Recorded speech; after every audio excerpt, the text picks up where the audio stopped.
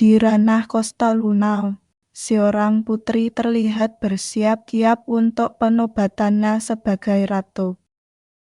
Dia dikenal sebagai Rosalinda Maria Montoya Fiore. Mengingat Rosalinda baru berusia 16 tahun, ibunya, Sophia Fiore, menyimpan ketakutan mendalam bahwa Jenderal Magnus, penguasa kerajaan yang berdekatan, akan memanfaatkan situasi ini untuk merebut kekuasaan Rosalinda. Saat momen penobatan Rosalinda sebagai ratu semakin dekat, Jenderal Magnus tiba-tiba mengganggu seluruh proses. Ketika dia berhasil menghindari anak buah Magnus, Sophia memohon agar Rosalinda melarikan diri bersama pengawalnya, Masona. Untuk menjaga kerajaan, Rosalinda harus mengindahkan permohonan ibunya. Saat Rosalinda berangkat dengan helikopternya, Sophia memilih untuk tetap tinggal di istana. Sophia bertekad mencegah Costa Luna jatuh ke dalam cengkeraman Magnus. Magnus, setelah menyaksikan semua ini, bersumpah untuk menemukan Rosalinda dan membawanya kembali. Sejak saat itu, Magnus menguasai Costa Luna dan menahan Sophia. Sementara itu, Rosalinda diangkut ke lokasi yang jauh dari Costa Luna. Keheranannya terlihat jelas ketika dia masuk ke ruangan berteknologi tinggi di mana seorang wanita memberitahunya bahwa dia sekarang menjadi bagian dari program perlindungan putri.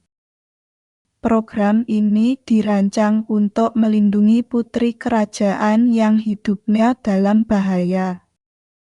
Untuk memastikan identitasnya tetap dirahasiakan dari musuh, Rosalinda harus menyamar dan hidup sebagai orang biasa. Langkah awal melibatkan perubahan total penampilannya agar menyerupai orang biasa pada umumnya. Awalnya Rosalinda ngotot menolak. Namun, setelah Mason menjelaskan bahwa semua ini demi perlindungan ibu dan negaranya, dia akhirnya menyetujui penyamaran tersebut. Sejak saat itu, Rosalinda mengambil identitas Rosie Gonzales. Selanjutnya, Rosie tinggal dan menetap di rumah sederhana Mason di Louisiana. Kebetulan, dalam kesehariannya, Mason bekerja sebagai penjual umpan pancing. Ia memiliki seorang putri yang seumuran dengan Rosie, bernama Carter. Carter terkejut ketika dia menemukan Rosie di kamarnya. Tentu saja, hal ini membuatnya langsung menyuarakan keberatannya kepada ayahnya. Daripada membawa pulang oleh-oleh khas seperti pakaian, ayahnya justru membawa pulang seorang putri kerajaan. Kebetulan, Carter sudah mengetahui pekerjaan rahasia ayahnya sebagai pengawal putri kerajaan dan agen program perlindungan putri. Ayahnya kemudian meminta Carter untuk membantu Rosie menyesuaikan diri dengan lingkungan barunya. Carter sekarang harus menganggap Rosie sebagai sepupunya. Mengingat tidak ada pilihan lain, Carter harus menuruti permintaan ayahnya. Carter kemudian menjelaskan kepada Rosie bahwa mereka perlu berbagi kamar karena tidak akan ada kamar terpisah untuk putri seperti Rosie. Malam itu, saat Carter menawarkan pizza, Rosie menolak. Dia kemudian meminta Carter untuk menyiapkan gaun tidur berwarna merah muda. Karena kesal, Carter melemparkan kemeja itu ke arah Rosie. Ketika Rosie perlu ke kamar mandi, dia tiba-tiba menimbulkan keributan di rumah karena belum pernah bertemu dengan Cadal sebelumnya. Ia menyebutkan bahwa di istana, pada pelayan yang ditugaskan untuk menangani segala jenis reptil agar tidak berkeliaran. Keesokan paginya, Rosie terkejut dengan cara sarapan Carter dan Mason yang kacau balau.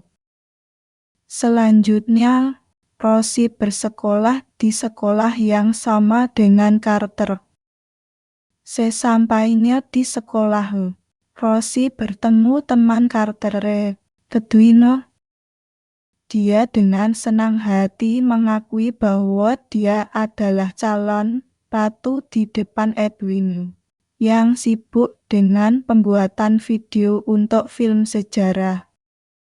Carter kemudian menyela pembicaraan. Dia memperingatkan Rosie untuk berperilaku seperti orang biasa. Di kelas, Carter tiba-tiba merasa patah hati saat melihat Donnie, laki-laki yang ia sukai, terpikat oleh Rosie yang masuk. Menabaikan nasihat Carter, Rosie mengungkapkan jati dirinya sebagai putri kerajaan. Masih mengakar dalam kebiasaan kerajaannya, Rosie memperlakukan penjaga kafetaria seolah-olah dia adalah pelayannya. Dia mengingat tidak adanya sesuatu yang menyerupai hamburger di istana, dan mulai memakan burger tersebut dengan cara yang sangat terstruktur. Melihat hal tersebut, Carter segera mengajarinya cara mengonsumsi burger yang benar. Saat makan, seorang guru mengumumkan bahwa sekolah akan memilih 3 calon perempuan yang akan dinobatkan sebagai ratu sekolah. Setelah mendengar bahwa siapapun dapat mencalonkan diri untuk posisi tersebut, Rosie segera menyatakan di kafetaria bahwa dia mendukung Carter untuk gelar ratu sekolah. Namun, tindakan Rosie membuat marah Carter, yang segera meninggalkan tempat kejadian. Sesampainya di rumah, kemarahan Carter dengan cepat meletus saat Rosie memerintahkannya untuk berhenti. Muak, Carter meminta Rosie untuk lebih sadar diri karena dia bukan lagi putri kerajaan. Di malam yang tenang, Rosie menitikkan air mata dalam diam kerinduan akan keluarga dan kehidupannya di Costa Luna. Keesokan paginya, Rosie berencana membantu Carter mengerjakan pekerjaan rumahnya.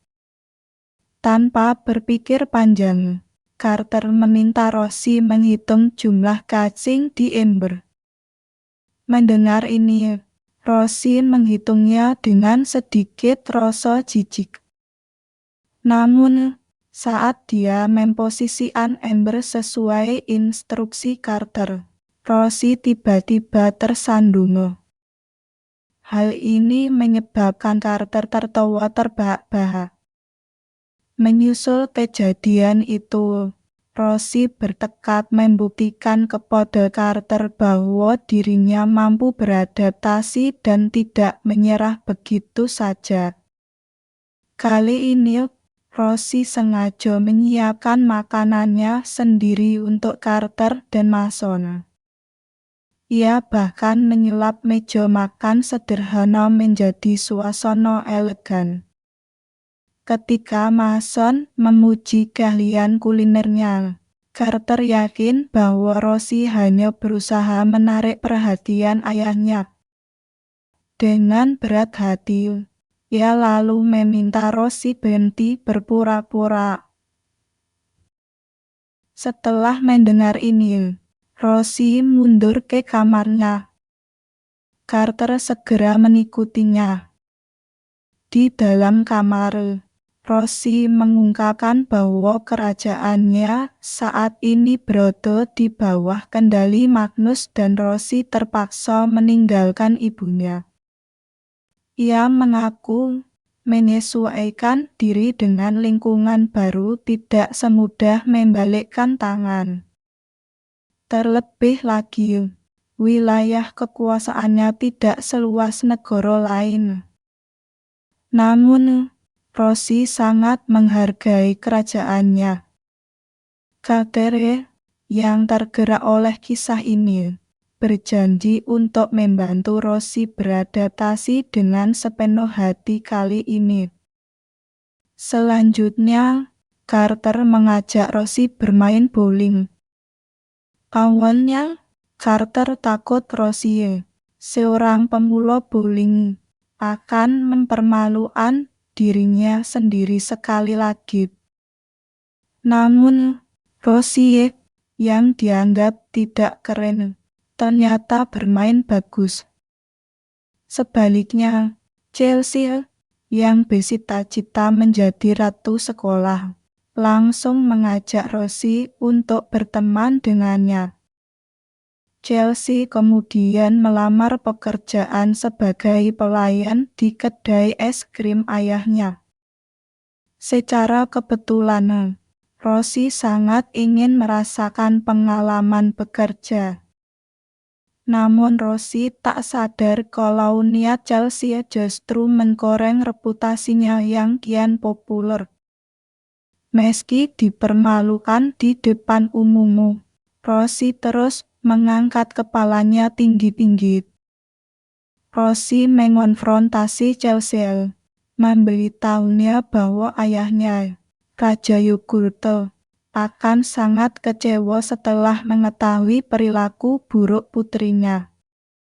Setelah kejadian ini, Carter bersumpah untuk mencegah Chelsea menindas Rosie lagi. Dia menjanjikan dukungan terus-menerus untuk Rosie. Rosie tergerak oleh hal ini dan untuk pertama kalinya, dia merasakan esensi persahabatan. Carter menyadari bahwa Rosie bukanlah putri yang manja dan merepotkan seperti yang dia bayangkan sebelumnya. Keesokan harinya adalah pengumuman calon ratu. Selain Chelsea dan Rosie yang masuk nominasi Queen, ternyata Carter juga terpilih menjadi kandidat Queen. Tentu saja hal ini membuat Chelsea kesal. Dia melampiaskan kemarahannya pada teman-temannya. Sementara itu, Carter mengungkapkan keluh kesahnya. Saat hasil pemilu terungkap, Donny muncul di luar dugaan. Dia mengungkapkan preferensinya terhadap Rosie sebagai pasangannya. Setelah proklamasi ratu, Carter buru-buru berangkat dan Rosie segera memecatnya. Dalam privasi rumah mereka, Rosie menegaskan bahwa Donny tidak pantas mendapatkan kasih sayang tulus Carter. Namun, Carter benar-benar kelelahan. Dia sadar bahwa dia tidak memiliki keunggulan dan kecantikan Rosie dan bahwa Carter akan selamanya menjadi orang biasa. Dia tidak akan pernah bisa naik status menjadi putri seperti Rosie. Dalam upayanya agar Carter tidak merasa sedih, Rosie pun menunjukkan kepada Carter arti sebenarnya menjadi seorang putri. Selanjutnya, Carter memahami bahwa Rosie, seorang putri kerajaan, memiliki hati seorang ibu peri. Mengingat itu adalah tugasnya, Rosie tidak menunjukkan kesombongan apapun. Sebaliknya, dia memuji Carter atas penampilannya yang seperti putri, karena hati Carter memancarkan kebaikan yang tulus. Keesokan harinya, teman-teman Chelsea secara tidak sengaja menemukan identitas asli Rosie di sebuah terbitan berbahasa Spanyol. Dia segera memberi tahu Chelsea. Tanpa banyak perenungan, Chelsea menghadapi Rosie, mengancam akan mengungkap identitas asli Rosie kecuali dia menarik pencalonannya sebagai ratu sekolah. Rosie tak segan-segan melakukannya, selama Chelsea tidak menghalangi jalan Carter dalam pencalonan ratu. Sebelum berangkat, Chelsea secara tidak sengaja mengotori gaun Rosie dan Carter dengan lumpur. Setibanya Carter di kamar, Rosie menyuarakan keinginannya untuk segera kembali ke Costa Luna. Dari majalah tersebut, dia mengetahui bahwa Magnus bersikeras untuk menikahi ibunya. Meskipun Rosie senang tinggal bersama Carter, dia harus kembali ke tanah airnya. Bagaimanapun, dia mempunyai kewajiban untuk melindungi rakyatnya dan negaranya.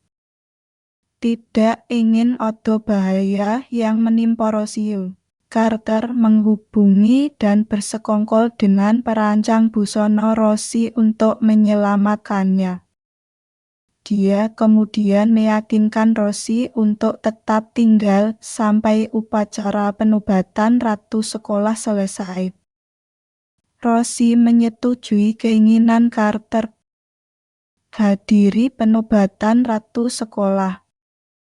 Carter, Rosie, dan banyak remaja lainnya tiba dengan masker.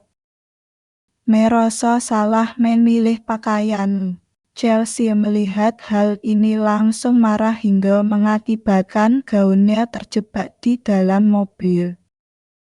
Ketika Donny mengundang Carter menari, dia dengan cepat menolaknya dan memilih menari dengan adik kelasnya.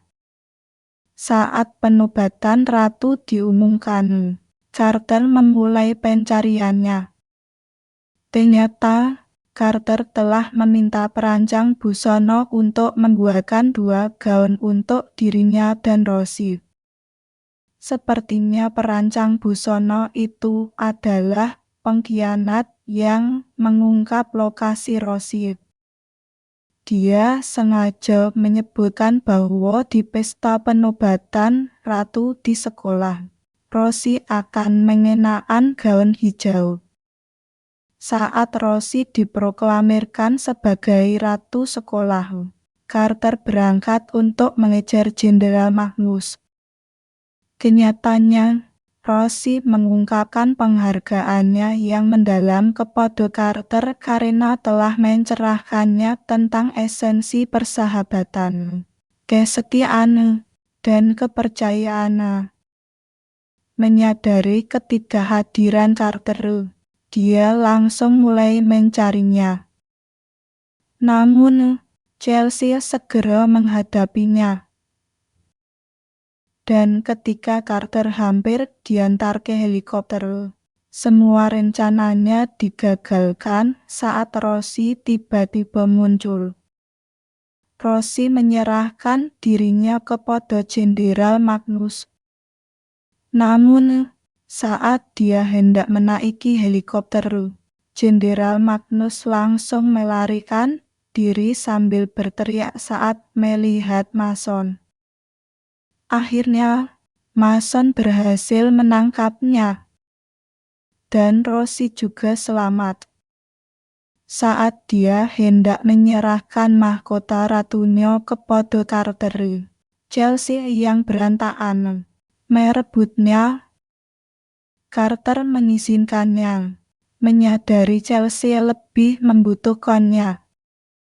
Carter kemudian memeluk ayahnya. Dia yakin ayahnya akan datang menyelamatkan mereka. Sebulan kemudian, Rosie resmi dinobatkan sebagai Ratu Costa Luna. Di tahun berikutnya, Rosie dan Carter menjalin persahabatan yang kuat, berjanji untuk saling mendukung dalam suka dan duka.